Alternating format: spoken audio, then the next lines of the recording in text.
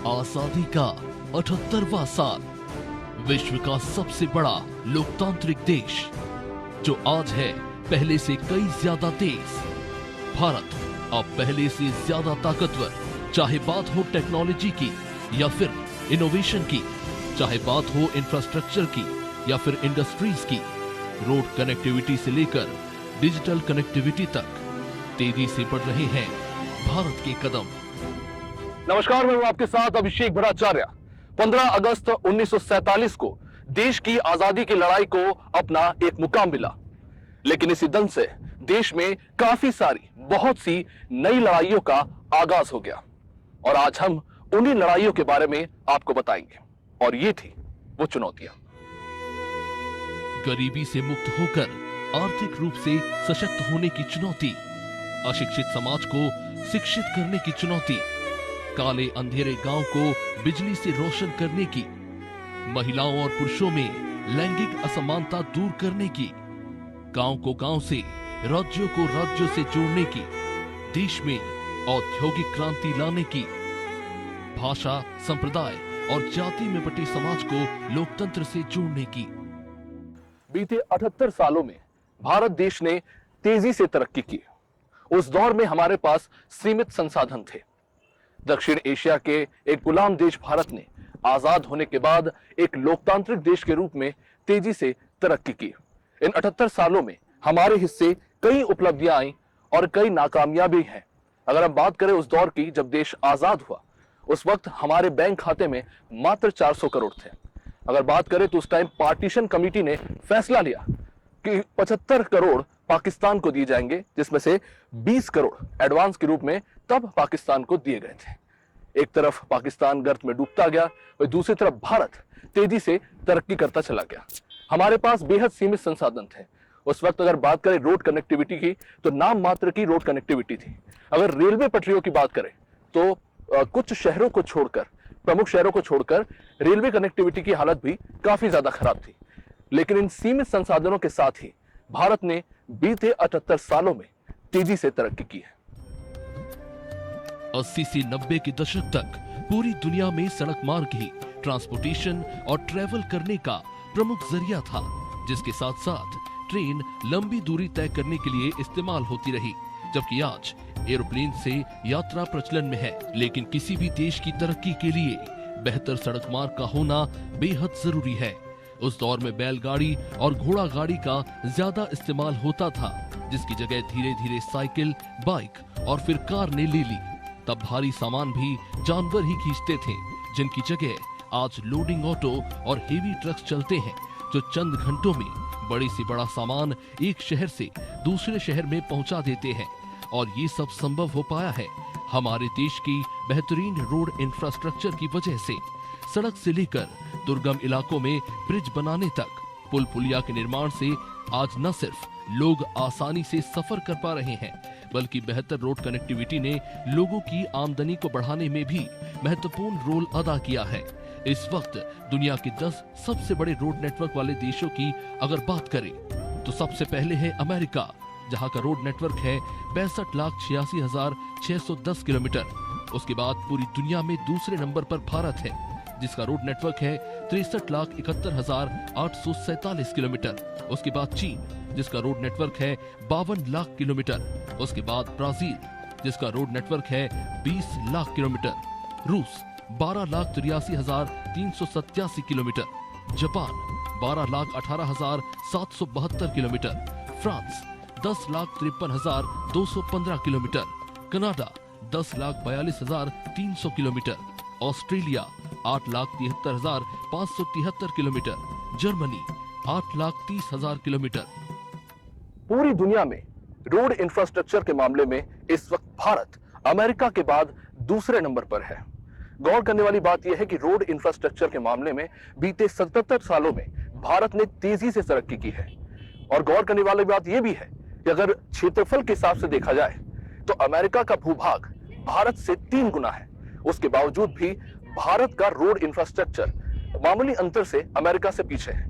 विशेषज्ञों के मुताबिक अगर इसी तरह से रोड डेवलपमेंट और इंफ्रास्ट्रक्चर डेवलपमेंट चलता रहा तो आने वाले 10 या 15 सालों में हम अमेरिका के बराबर खड़े हो जाएंगे। रोड इंफ्रास्ट्रक्चर के डेवलपमेंट में कुछ नाकामयाबी हमारे हिस्से हैं, लेकिन जो कामयाबियां हैं वो एक अलग ही उपलब्धियों की एक फहरिस्त है जो हम आपको दिखाने जा रहे हैं। विकास के इस सफर में हिंदुस्तान ने कुछ विशेष उपलब्धियां भी हासिल की, जिसमें से एक है रोहतांग का अटल टनल।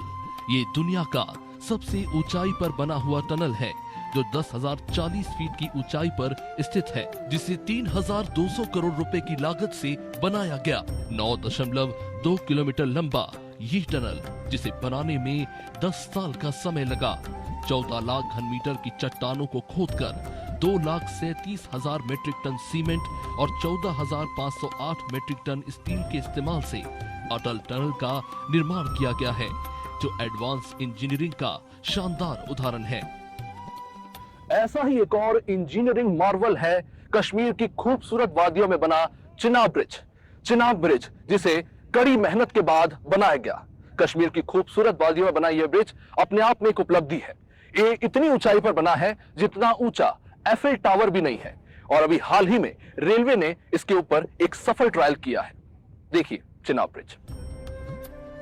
कश्मीर की खूबसूरत वादियों में चिनाब नदी के ऊपर बना ये ब्रिज दुनिया का सबसे ऊंचाई पर बना हुआ एक लौता ब्रिज है, जिसकी ऊंचाई एफिल टावर से भी ज्यादा है, जो इस तरह से डिजाइन किया गया है कि ये कश्मीर की जबरदस्त ठंड से लेकर तेज हवा और तूफान को भी झेल सकता है।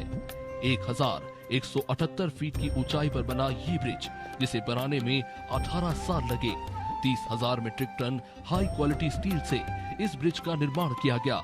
14,000 करोड़ की लागत से बना ये ब्रिज 266 किलोमीटर प्रति घंटे की रफ्तार की हवा को भी झेल सकता है।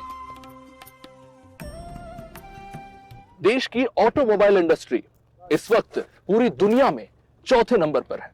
पर क्या आप जानते हैं कि 77 साल पहले क्या हालात थे? पहले ऑटोमोबाइल इंडस्ट्री के नाम पर हिंदुस्तान में कुछ नहीं था। अगर बात की जाए तो 1942 में पहली बार कह सकते हैं कि ऑटोमोबाइल इंडस्ट्री का देश में आगाज हुआ, जब 1942 में बीएम बिल्डा ने हिंदुस्तान मोटर्स की शुरुआत की और यहां से बननी शुरू हुई एम्बेसडर कार। हालांकि यह भी कोई स्वदेशी कार नहीं थी, क्योंकि इसके ज्यादातर जो कलपुर्जे थे वो ब्रिटेन से आते थे, ब्रिटेन की एक कंपनी मॉरिस मोटर्स से। एम्बेसडर कार का लंबे समय तक जलवा रहा, 1981 तक। उसके बाद देश में आई 1983 में मारुति कार, जिसके बाद आम लोगों ने कार खरीदना शुरू किया। हालांकि यह भी स्वदेशी कार नहीं थी, लेकिन आखिर वो क्या थी कहानी? कैसे इतनी तेजी से हमने ऑटोमोबाइल इंडस्ट्री में तरक्की की और पूरी दुनिया में चौथे नंबर पर आ गए? आज हमारी ऑटोमोबाइल इंडस्ट्री चौथे नंबर पर है पूरी दुनिया में विकसित देशों के बीच में। लेकिन क्या आप जानते हैं कि देश की पहली स्वदेशी, पूरी तरह से स्वदेशी कार कौन सी थी?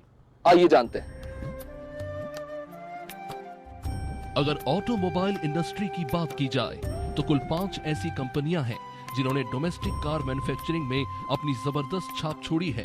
इसमें सबसे पहला नाम है टाटा मोटर्स, उसके बाद है महिंद्रा, उसके बाद है मारुति सुजुकी, उसके बाद अशोक लेलैंड और फिर फोर्स, जो कार बनाने से लेकर हेवी लोडिंग व्हीकल्स तक सब बनाती है। टाटा मोटर्स, जिसकी 90 के दशक में आई टाटा इंडिका, देश की पहली मेड इन इंडिया कार थी, जिसके डिजाइन से लेकर एक एक पुर्जा भारत में बनाया गया था और भारत में ही डिजाइन किया गया था। ये अपने जमाने की सबसे प्रचलित कार थी। ऑटोमोबाइल का असली विस्तार शुरू हुआ 1990 के आर्थिक उदारीकरण के उस दौर से, जिसके बाद कार कंपनियों की इंडिया में बाढ़ आ गई। ऑटोमोबाइल इंडस्ट्री की ग्रोथ का अंदाजा आप इस बात से लगा सकते हैं कि 1990 में ऑटोमोबाइल इंडस्ट्री का टोटल मार्केट कैप 8,000 करोड़ था, जिसका विकास दर उस जमाने में मात्र 2 से 3% था, जिसका जीडीपी में योगदान सिर्फ 0.5% था, जो एक अनुमान के मुताबिक साल 2024 में 12 लाख करोड़ को भी पार कर जाएगा। 1990 में ऑटोमोबाइल इंडस्ट्री का कुल मार्केट 8,000 करोड़ था, जो 2024 के अंत तक 12 लाख करोड़ के आंकड़े को पार कर जाएगा। विश्व में भारत व्हीकल मैन्युफैक्चरिंग में इस वक्त चौथे नंबर पर है। सिर्फ साल 2023 के अंदर भारत में 58,51,507 वाहनों का निर्माण हुआ। चीन, अमेरिका और जापान के बाद भारत चौथी सबसे बड़ी ऑटोमोबाइल इंडस्ट्री है। 1960 में देश की जीडीपी में ऑटोमोबाइल इंडस्ट्री का योगदान मात्र 0.5% था, लेकिन आज जीडीपी में ऑटोमोबाइल इंडस्ट्री की हिस्सेदारी लगभग 7.1% है। मैन्युफैक्चरिंग सेक्टर में ऑटोमोबाइल इंडस्ट्री का देश की जीडीपी में 49% योगदान है। प्रत्यक्ष रूप से 30 लाख से भी ज्यादा लोगों को रोजगार मिलता है। अप्रत्यक्ष रूप से लगभग 3.5 करोड़ से भी ज्यादा लोग इस इंडस्ट्री से जुड़े हुए हैं। 2022-23 में भारत ने लगभग 50 लाख वाहन निर्यात किए। देश के निर्यात में ऑटोमोबाइल इंडस्ट्री की 8% की हिस्सेदारी है। डीजल और पेट्रोल वाहनों के अलावा भारत इलेक्ट्रॉनिक व्हीकल मैन्युफैक्चरिंग में भी तेजी से आगे बढ़ रहा है। साथ ही साथ भारतीय वाहन क्वालिटी और सेफ्टी के मामले में अब विदेशी कंपनियों को टक्कर दे रहे हैं। टाटा मोटर्स की टाटा नेक्सॉन देश की इकलौती स्वदेशी कार है। इसे सेफ्टी के लिए ग्लोबल एनकैप में 5 स्टार रेटिंग दी गई है। स्पीड के मामले में भी भारत आगे निकल गया है। पिछले साल 2023 में महिंद्रा कंपनी ने दुनिया का सबसे तेज चलने वाला इलेक्ट्रिक कार लॉन्च किया। महिंद्रा की IGT बतिस्ता जो महज 4.75 सेकंड में 200 किलोमीटर की रफ्तार पकड़ लेती है। 1940 में असेंबलिंग से शुरू हुई भारत की ऑटोमोबाइल इंडस्ट्री आज विश्व की 4 सबसे ताकतवर देशों में गिनी जाती है, और अगर इसमें 2 पहिया वाहनों को जोड़ दे तो भारत तीसरी सबसे बड़ी ऑटोमोबाइल इंडस्ट्री है, जो लगभग 10% की विकास दर के साथ तेजी से फैल रहा है। देश जब आजाद हुआ तो देश के सामने तमाम तरह की आर्थिक और सामाजिक चुनौतियां थी। इनमें एक और बहुत बड़ी चुनौती थी, वो थी शिक्षा की। अशिक्षा हमारे देश में आजादी के बाद एक बहुत बड़ी समस्या थी। इस बात का अंदाजा आप इस बात से लगा सकते हैं कि जब 1947 में देश आजाद हुआ तो 33 करोड़ की आबादी में 88% लोग अनपढ़ थे। देश में साक्षरता दर मात्र 12% था। 33 करोड़ की इस आबादी में इतनी असीम मात्रा में अशिक्षा एक बहुत बड़ी चुनौती थी, जिसको लेकर भारत ने एक लंबी यात्रा तय की और अशिक्षा को लगभग काफी हद तक खत्म कर दिया। आज स्थिति काफी बेहतर है। अगर हम बात करें तो आज 77 साल बाद देश में साक्षरता दर 77.7% पर है। 1947 में आजाद भारत की साक्षरता दर थी मात्र 12%। महिलाओं की साक्षरता दर उस दौर में केवल 8% थी। भारत की 33 करोड़ की आबादी में 88% लोग अनपढ़ थे।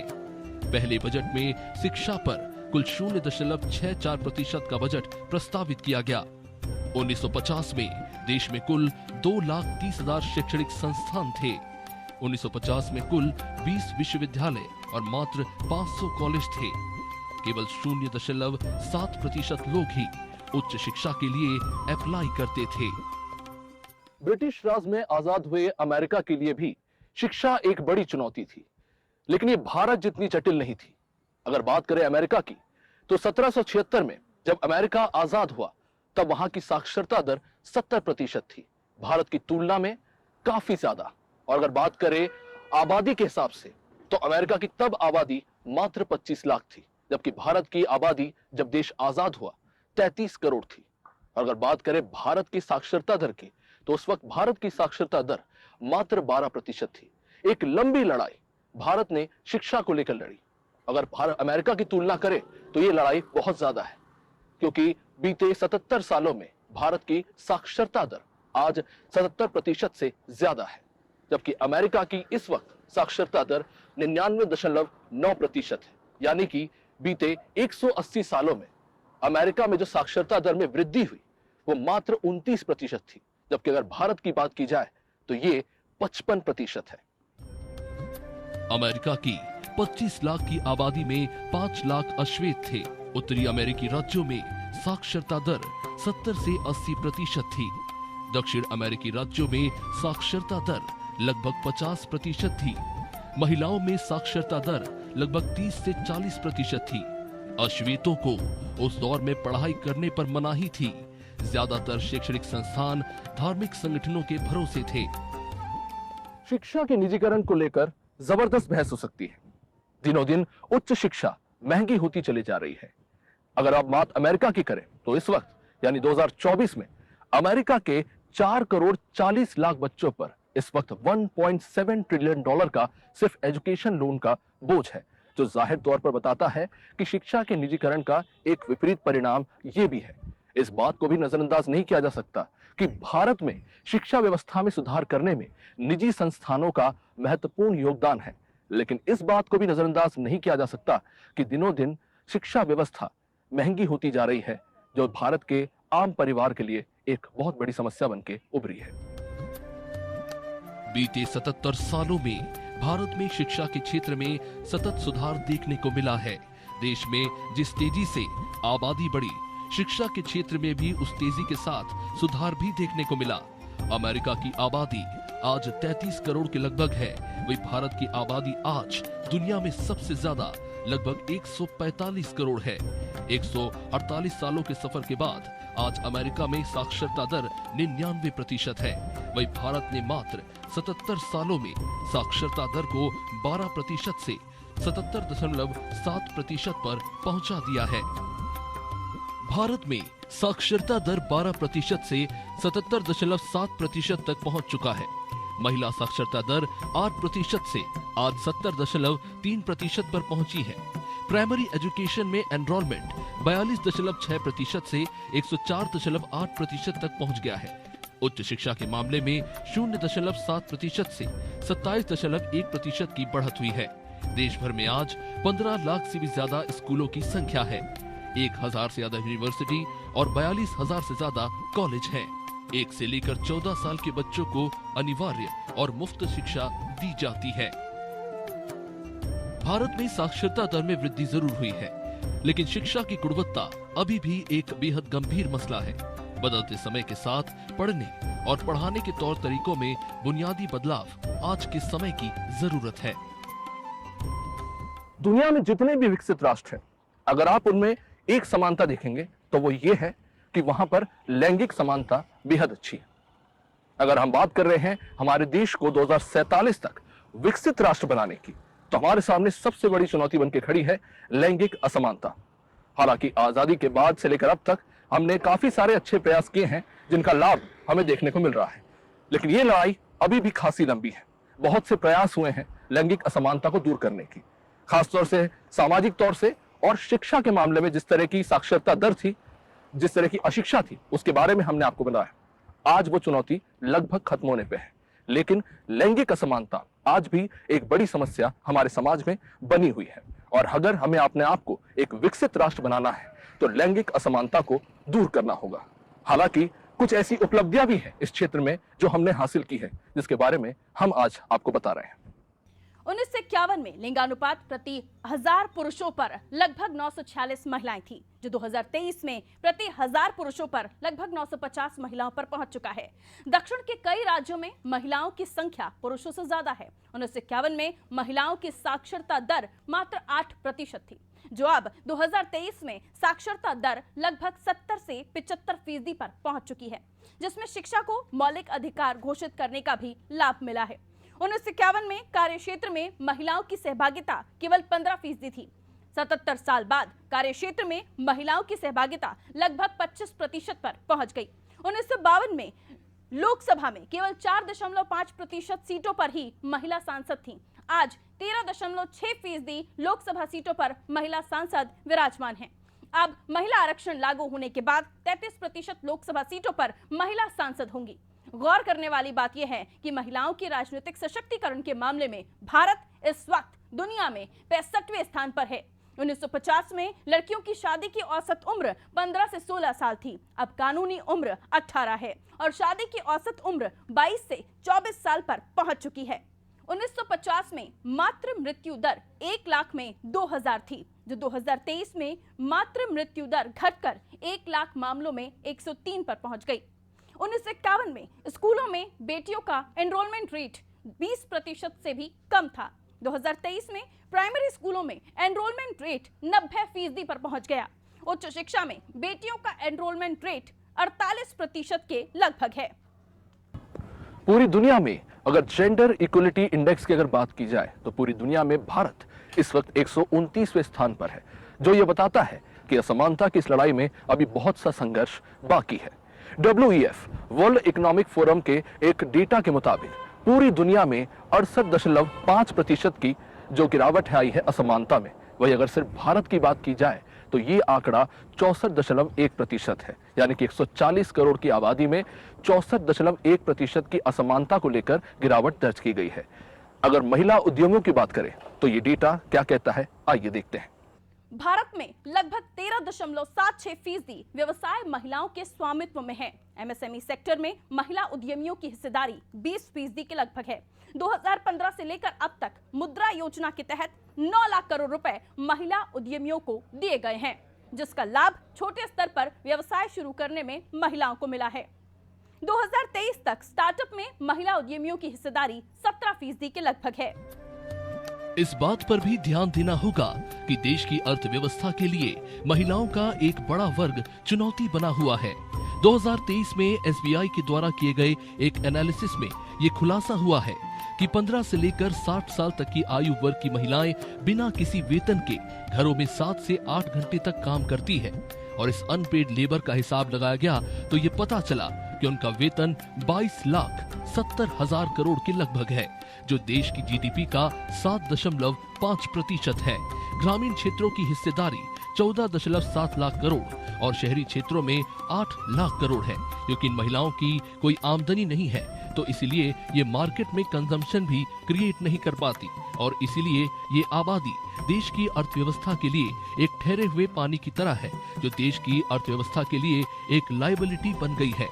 अगर दूसरे देशों से उद्यमिता के मामले में तुलना करें, अमेरिका में महिला उद्यमियों के व्यापार में 42% हिस्सेदारी है। चीन में महिला उद्यमियों के व्यापार में 25% हिस्सेदारी है। भारत में महिला उद्यमियों की व्यापार में 14% हिस्सेदारी है। ब्राजील में महिला उद्यमियों की व्यापार में 34% हिस्सेदारी है। यूनाइटेड किंगडम में महिला उद्यमियों की हिस्सेदारी 32% बताई जाती है। तो आप स्वस्थ रहें, आबाद रहें। आप सभी को स्वतंत्रता दिवस की हार्दिक बधाई एवं शुभकामनाएं। जय हिंद।